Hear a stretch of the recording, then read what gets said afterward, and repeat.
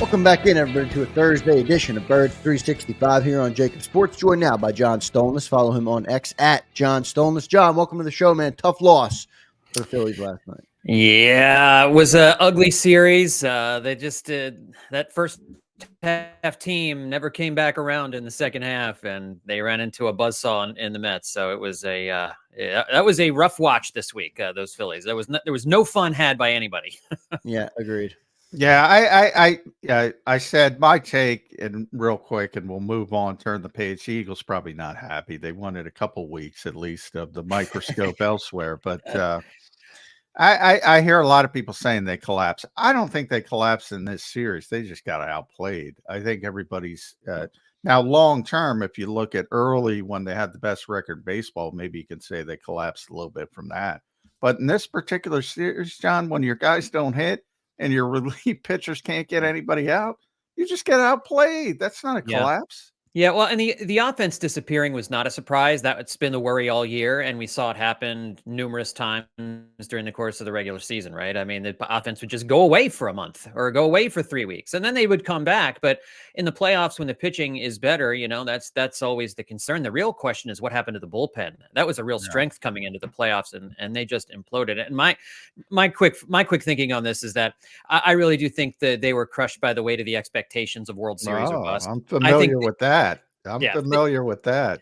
They just looked like they were pressing. They looked like there was no joy in anything they were doing in this playoff series. And the Mets were just having a blast, the entire time. It was, I think what in this current baseball playoff format where you've got all these playoff teams and all of these games, the teams that are playing the best down the stretch are the ones that advance. And the Mets are the team where it was probably the team that was playing the best baseball down the stretch. And the Phillies, they said it themselves after the game. They were struggling and they couldn't quite figure it out over the last month of the season, second half of the season. And it blew up. They thought they could flip a switch and it didn't work.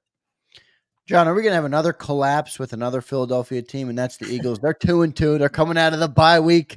I don't think they've been. The Eagles already had their collapse. You should have been talking about the Eagles last season, John. Collapse. You got to stack some wins first before you can collapse. They haven't done that yet this year. Yeah, not this season. Yeah. Just what's your general feeling right now, John, coming out of this bye week?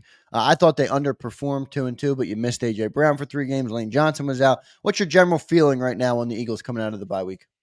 They're an enigma right now, and I really don't know what we're going to get out of this team. I think the offense will play better with A.J. Brown and Devontae Smith there, but I think they have got to figure out a way for this offense to be functional without every single one of their best players available. And that a lot of that falls on Jalen Hurts and his turnovers. And can he get those under control? Can they form some kind of an identity? I don't really think Kellen Moore's offense has looked a whole lot different than Nick Sirianni's offense so far through the first 4 games of the regular season. And can they figure out how to Saquon Barkley has saved their bacon through the first month of the season.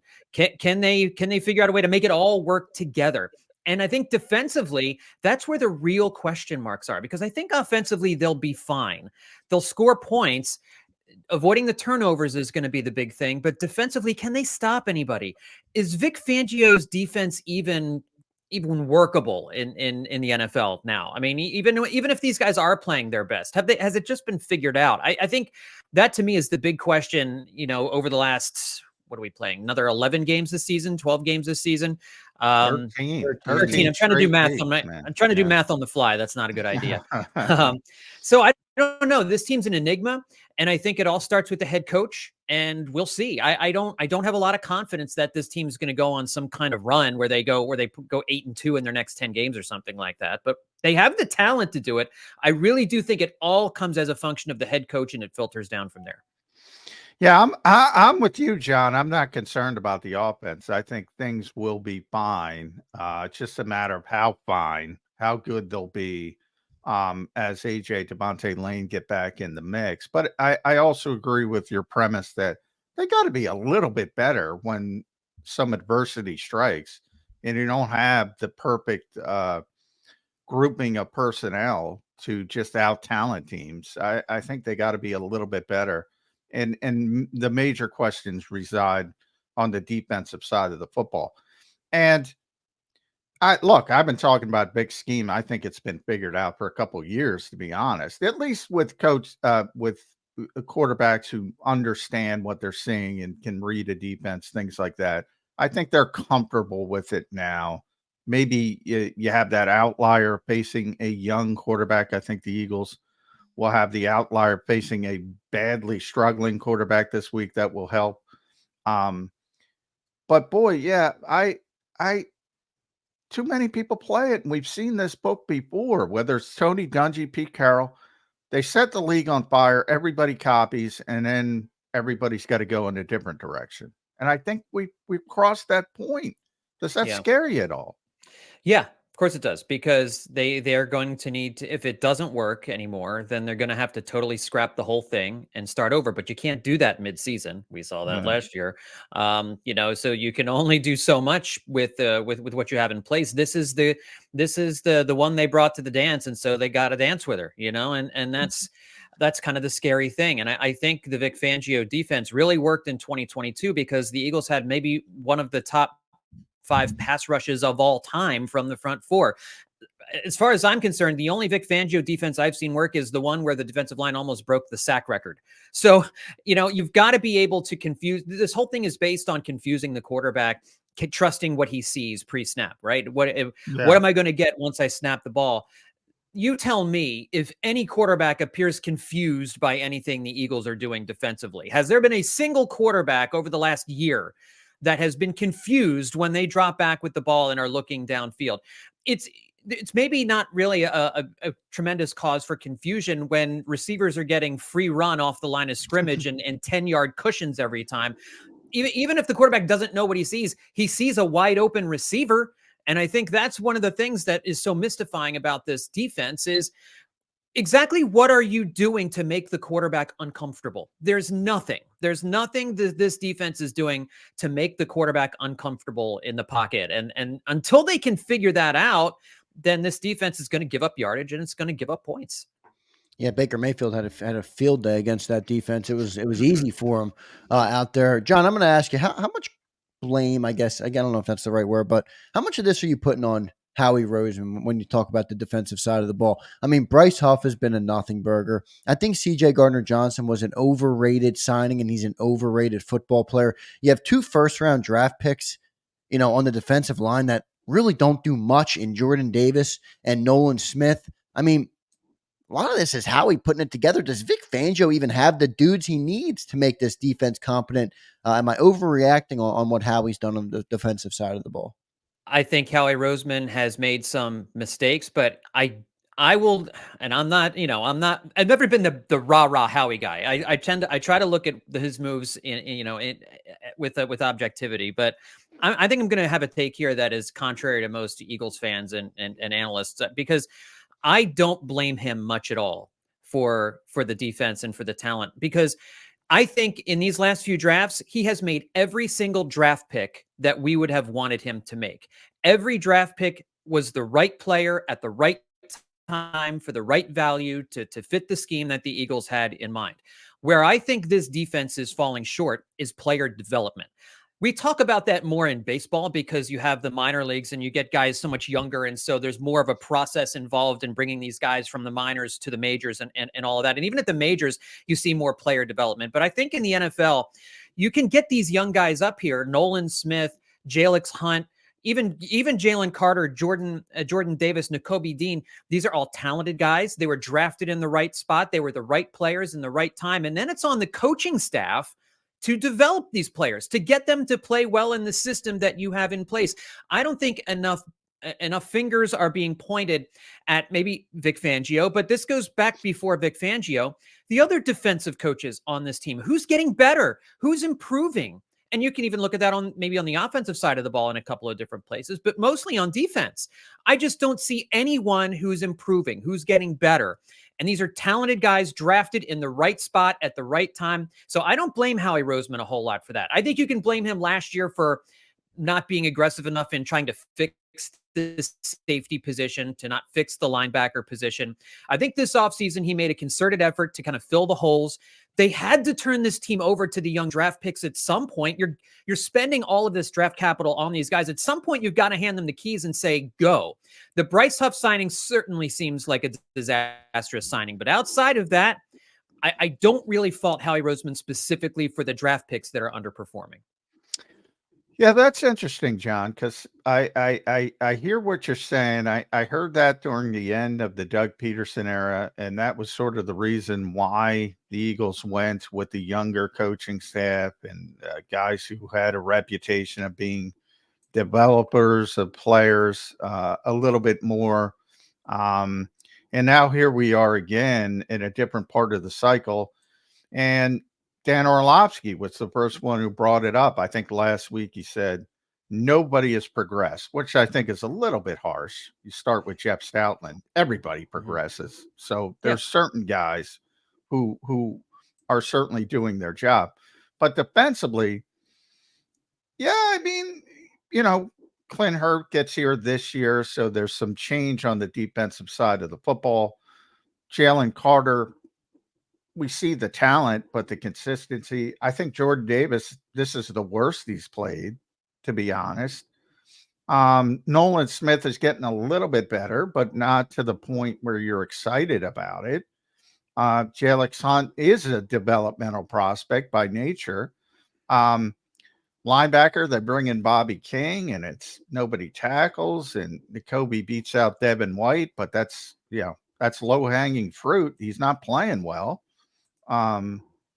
Zach Vaughn's a nice story. Quinyon Mitchell's the best story, and I'm not sure if he just got here as a natural. Every once in a while, Devontae Smith on offense, he was a finished product, man. Quinyon Mitchell might be a finished product, or as close as you can get coming in. But yeah, that one's tough for me. Because I see certain guys progressing and I see certain guys not progressing. And then from my perspective, then I turn it towards the player. All right, what are you not doing? Is that unfair? Right. Not at all. Not at all. This is a lot on the players too. And I don't know if it's an effort thing, if it's a concentration thing. I think you said, I think one of the things that we've seen is, guys on the offensive line improve dramatically. Jordan Mailata, Mekhi Becton, just a couple of guys. So it is possible for these players to get better once they're on an NFL roster. Otherwise, what are coaches there for? But I do think the players bear responsibility for this too. It's not an all on the coaches thing. Certainly, it's not an all on Howie Roseman thing. And I wonder too, if the players if they don't believe in the scheme that they're playing in, that's going to affect their ability on the field to make plays. They look just like an uncertain group. They don't know. They just still look like they don't know exactly what their job is on the field. I mean, we see they still have trouble like handing guys off. They still have trouble knowing where they're supposed to be on the field. Like for guys like N'Kobe Dean, this is year 3, man. Like you got to know where you're supposed to be. They got to figure this out. And I don't know that they have I think the players are just unsure of where it is they're supposed to be in this scheme. So when I look at this team, I see talent. I certainly think it's on the players to get the most out of their talent and to perform better. But I think if you're asking me to weight it, I think it's 80-20 coaching players. That's really where I think this is right now. And I say that as someone on the outside, admittedly, but it doesn't look to me as if the coaches are putting the players in a position to succeed on defense. What about Jalen Hurts, John, on offense? A lot has been talked about Jalen Hurts. Obviously, in the NFL, it's coach and it's quarterback. You go as far as your quarterback's going to take you. Your level of concern on Jalen Hurts. He's been on a little bit of a slide dating back to last year. Obviously, very high in turnovers in the last 22 or 23 games. I think it's 27 turnovers in 22 games. Your level of concern with his play and whether he'll turn it around coming out of the bye week. Well, I think against Tampa, the play calling didn't do him any favors early on. I mean, you can't be without your two top receivers and then drop back to pass like on 7 of your first 9 plays. I mean, you just, and I get it. Sometimes the game script, if you get a Trying penalty to or you, surprise him with Jahan Dotson, John. yeah, I mean, come on now. Let's be real here. You got to feature Saquon, Dallas, and try to get creative in the run game there and do it that way. And they just, for whatever reason, continue to want to chuck the ball down the field. But I think overall with Jalen Hurts, what I've liked from him is I think the running is back. I think his legs are back. He looks like he's more rejuvenated as a running threat, which I think will help them as the year goes along. And I think my 2 areas of concern with Jalen Hurts are this. One, I think there are players on the field that he just refuses to throw the football to, which I think hurts this offense. I think it hurts. I think it hurts AJ Brown. I think it hurts Devontae Smith. I think it hurts the other players. When this offense is running really well, 6 or 7 different receivers are catching footballs during the course of a game. Jalen Hurts just will not throw to tight end 2. He will not throw to certain running backs. He will not throw to certain wide receivers. I don't know what you have to do to break through the armor of trust on the field for Jalen Hurts in order for him to get you the football. But when he gets into turnover mode, it's because usually he's trying to force the ball to one of his favorite playmakers. And that's a problem. He has to start to spread the ball around a little bit more, use different parts of the field. You know what? If Grant Calcaterra is open, sometimes you got to try and throw that ball to Grant Calcaterra, even if he isn't open by 10 yards. You've got to, he's willing to trust AJ Brown and Devontae Smith with some tough catches, but he's not willing to do it with some others. He's got to be willing to do that. So I think once he learns to trust the other players on his team, I think you'll actually see the turnovers go down. I think you'll see the interception rate go down, because he won't be trying to force the ball downfield to certain guys on 3rd and 10. He'll be happy to throw the ball short of the sticks every once in a while on 2nd and 11. So it's frustrating because you can see in game he makes great plays. He still throws a great ball. He can really fit that ball into some tight windows, and I think there's still an MVP caliber player in there somewhere. But if he doesn't take care of the football, the Eagles are never going to go far. And that's his main problem. I don't know if he'll button it up. I don't know if this is who he is, if it's in his DNA. The hero ball, though, is just, it's got to go. Yeah, well, yeah, the turnovers certainly. I mean, that it starts with that, and some of them are random. Some of them aren't his fault. Nick Sirianni's constantly jumping on the sword. Sometimes he's right, sometimes he's not. Just trying to protect the player. Which takes me to the relationship of Nick Sirianni and Jalen Hurts. Recently, it's been very one-sided. All of a sudden, Jalen Hurts comes out yesterday, and he's got all these flowers he's given to Nick Sirianni, unprompted, John Stolnis. And we're all sitting there looking at each other, and this is granted very intangible, and I know I'm asking you to put on your psychiatry or psychology, whichever hats. Yeah. But I mean, he unprompted, he said, having right off the bat, having really great moments with Nick. And there was a bunch of these references throughout his press conference. This is a very intentional person. If you talk to any of us who've been there since day one when Jalen got drafted, everything he does is very intentional. And so we were walking back after this press conference, John, and we're trying to figure it out. And my theory I want to throw at you, I think Jeffrey took everybody in the principal's office after the Tampa game. So when everybody's thinking they're not doing anything on Monday, Tuesday, Wednesday, I think Jeffrey Lurie put his foot down and said, this is ridiculous.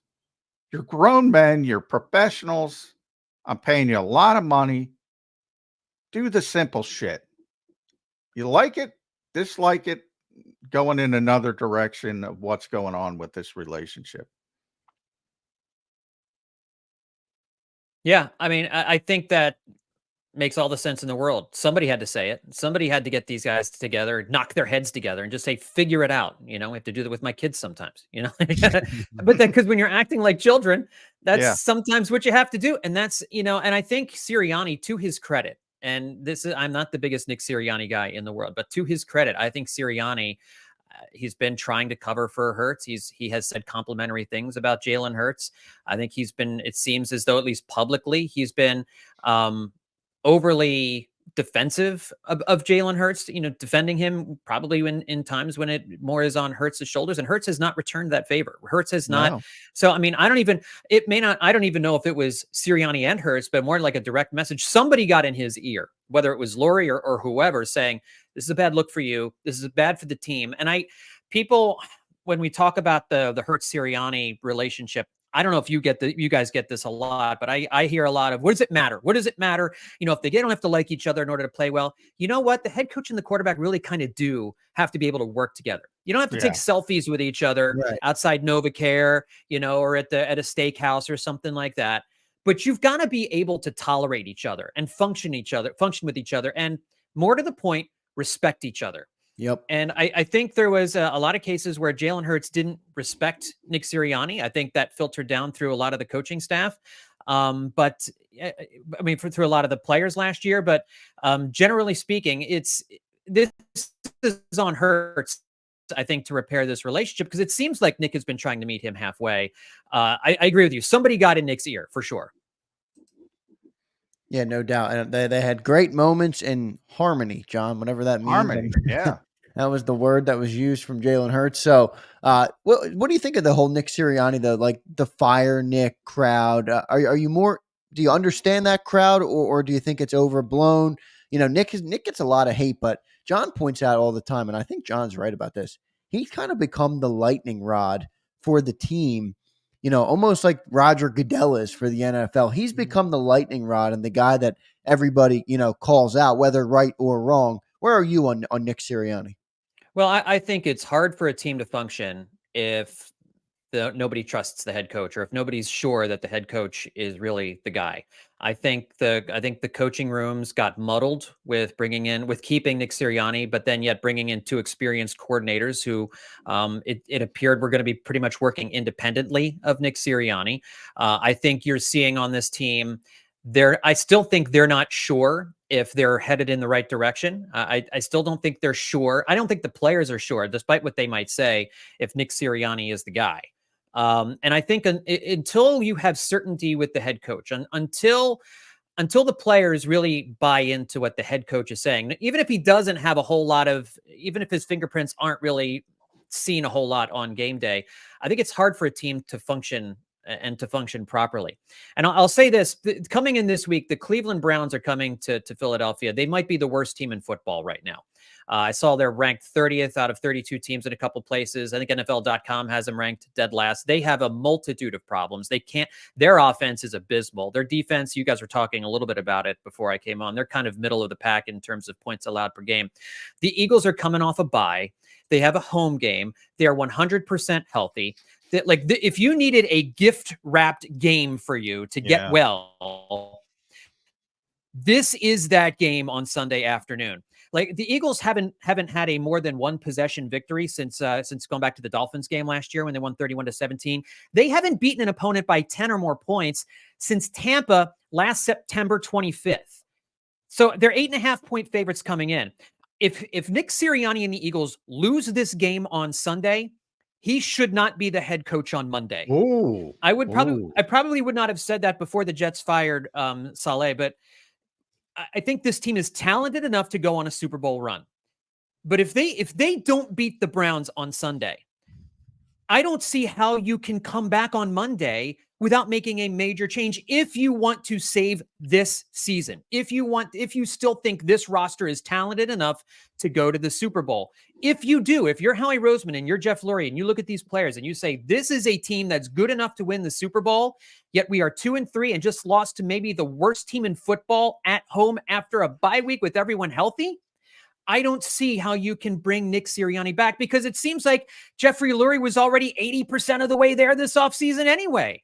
And you've got Kellen Moore there who could just step in if you decided to move on. So I think this is a must-win game for Sirianni. Even if it's an ugly win, which none of us would be happy about, it would still mean I think this team is not on a great path if they win by like 3 or 4 and it's like close the whole way and it's really tight and it's sweaty palms. Like, this is a win. They should blow this team out on Sunday. But even if they don't, even if it's close, I think Nick Sirianni stays. If they lose on Sunday, he should not be the head coach on Monday. I like the passion, John Stolnis. Fire Nick Sirianni. I don't think. Yeah. First of all, I don't think they're going to lose the game. But I hear what you're saying. If they lose and they lose significantly. And by the way, that Cleveland defense was #1 in the NFL last season.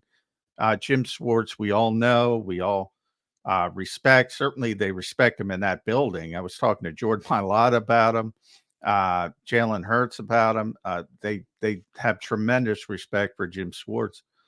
They have talent on defense, so they're not. They play that the quarterback is a mess, Deshaun Watson. So offensively, that's where all the issues start with Cleveland. But talent wise, they're not near the bottom, I would say, of the worst teams in football. So it would be a terrible loss. I don't think, even in that circumstance, number one, I don't think Jeffrey Lurie's that guy. Number one, he's not going to do that in so early in the season. I don't think he wants to be portrayed like Woody Johnson. He doesn't want to be called ambassador or he's just not that. He's not that guy. Number one, but from the overriding sentiment of what is interesting to me, what you said there, just elevate Kellen Moore. That's one I've been digging into. I'm like, why is everybody so sure that Kellen Moore should be a head coach in this league? I mean, this is his third job in 3 years. As you mentioned, in Tampa, the game plan was a disaster. Mm-hmm. Now, if people can say, oh, that's Nick taking over, I don't think it is. And they haven't scored a point in the first quarter this year. And their first drives, John, 13 plays, 12 yards. That's when you're scripting. Like, why is everybody so sure that Kellen Moore, forget about Nick Sirianni, Kellen Moore should be a head coach anywhere. If I were going to fire Nick Sirianni, at least Vic Fangio's been a head coach. He's my head coach. Jeffrey Lurie would never do that because he loves offense. But I just don't know why everybody is so certain about Kellen Moore. Right. Well, I hear it 100% what you're saying, and I don't think I would necessarily say Kellen Moore's my guy for the next 5 years or whatever. But I don't think you would go outside the organization to replace Nick Sirianni if you decided to move on from him this year. And like you said, Jeffrey Lurie would want an offensive head coach. You know better than I would because you've got more insider access than I do, whether or not how much influence Nick Sirianni is having on the Kellen Moore game plan. I find it hard to believe that Nick Sirianni isn't inserting himself more than I think we thought he would, just simply because I don't see a whole lot of difference with this Eagles offense from this year to last year. The difference that I'm seeing is the running back.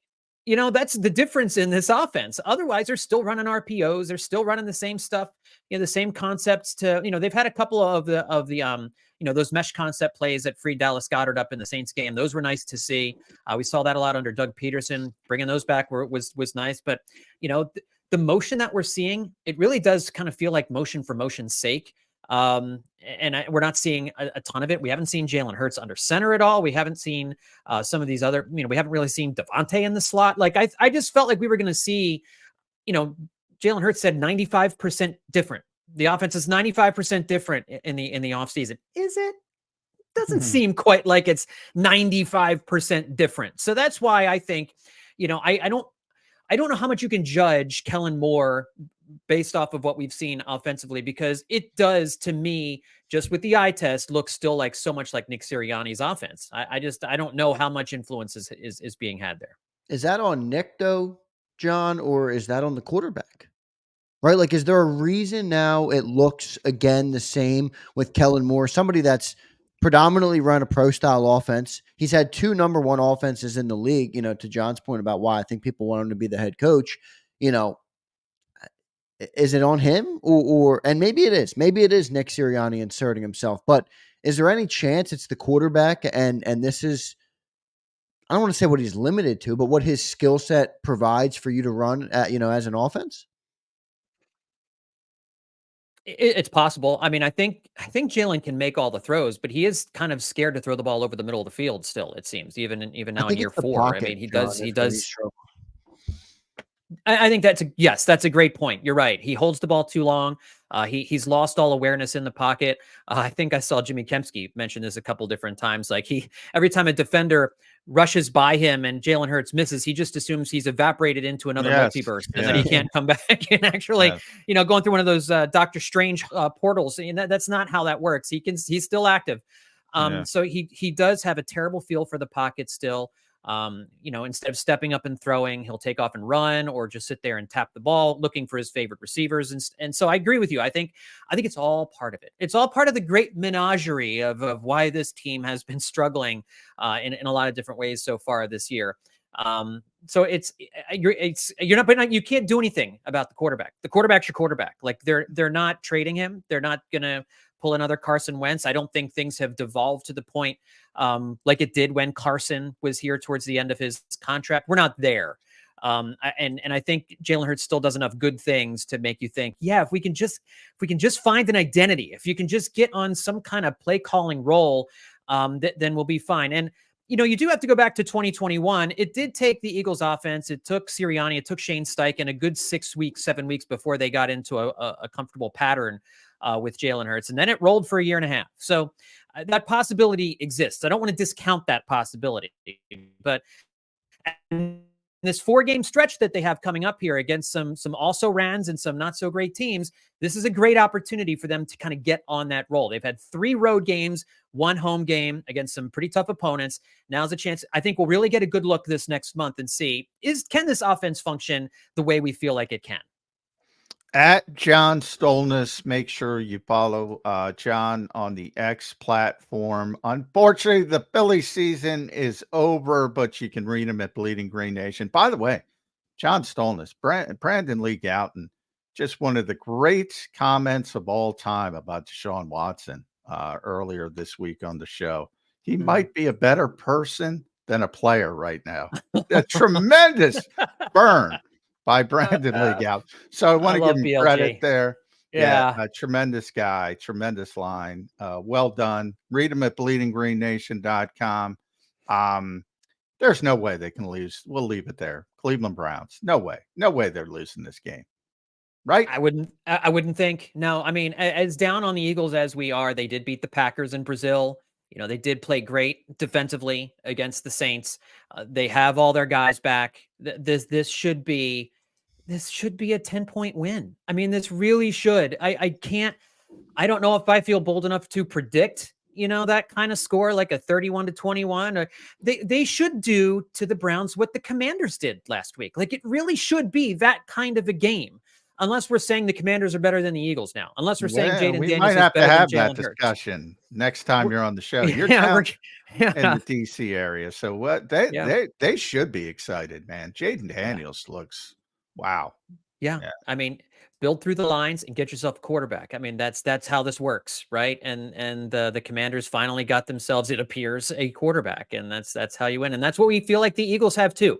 Build, at least on the offensive side of the ball, build through the line, get yourself a quarterback.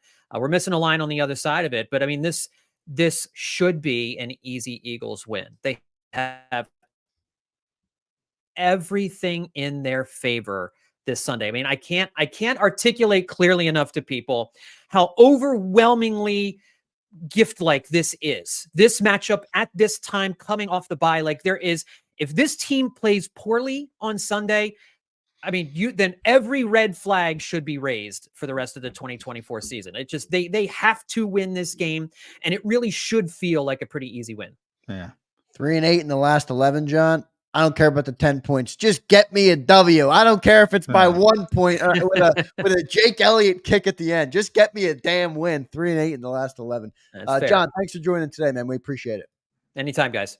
Thanks, bud. Good stuff from John Stolnis there here on Birds 365. Always good to get John on. Double Johns today here on Birds 365. John, what'd you think of his comments there on Howie? I thought they were interesting. I thought that was a pretty good perspective. Yeah, I like the lack of revisionist. Most people are revisionist historians, and Right. oh, Nolan Smith is a terrible pick. Everybody was in love with that pick. Yeah, but here's my one problem with that, John. I'm not. Fans aren't paid to be NFL GMs. Like if we took every time the Yeah, fan but wanted it's to, like, funny. I right. did an NFL GM, and I told this story a number of times. Text me, former NFL GM, text me and said, after the no, I probably told you that story. I texted him after the Jalen Carter pick, and I said, and he didn't get back to me, which is understandable because they're busy. And then they picked Nolan Smith later, and he's like, "My God, what is this league doing, letting these players get to Philadelphia?" I mean, yeah, I mean, not just fans. Yeah. Okay. Well, that's more credible than everybody saying, "Oh, I won't." We all wanted them to draft Nolan Smith. Well, none of us wanted them to draft Jalen Hurts, and they went against the grain and did what GMs do. They know better, and it worked out. I mean, that's where I'm like, well, I don't want to just because the fans like the draft pick doesn't make it a Well, good that's pick. not what I meant, because the fans liked it, and I'm Yeah. sure No. Well, some it's more did, some credible when you have didn't. I that. mean, the league liked Nolan Smith.